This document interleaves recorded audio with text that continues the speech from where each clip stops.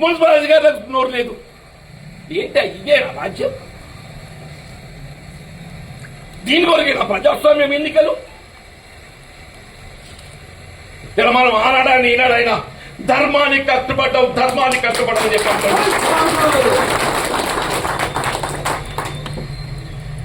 ఆనాడు శ్రీరామచంద్ర ప్రభు 14 సంవత్సరాలు అరణ్యవాసం చేసిన ఏదైతుందో తండ్రి మాట చెవతాటకూడదు, తండ్రి మాట ఏదైతుందో ఆచరించడం ఆయన బాధ్యత అని చెప్పి ధర్మానికి కట్టుబడి ఏదైతుందో శ్రీరామచంద్ర ప్రభు వనవాసం పోయింది. శ్రీరామచంద్ర ప్రభు కాలంలో కూడా ధర్మం అంటే ఇవాళ బాబాసాహెబ్ బిఆర్ అంబేద్కర్ గారు అందించిన రాజ్యాంగం అని చెప్పంటున్నారు.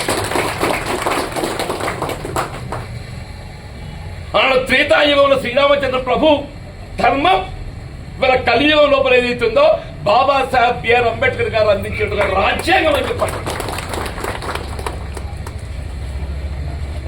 జగిత్యాల పట్టణంలో ఆ శ్రీరామచంద్ర ప్రభు ఆలోచన విధానానికి ధర్మానికి కట్టుబడ్డ ఒక ప్రజాప్రతినిధిగా చెప్పండి.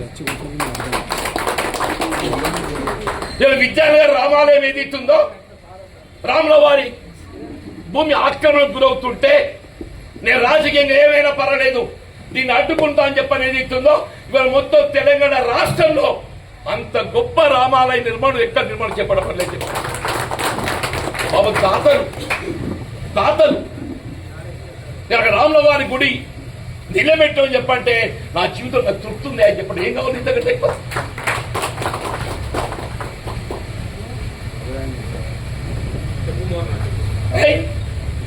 తెలివి మీకే ఉన్నది.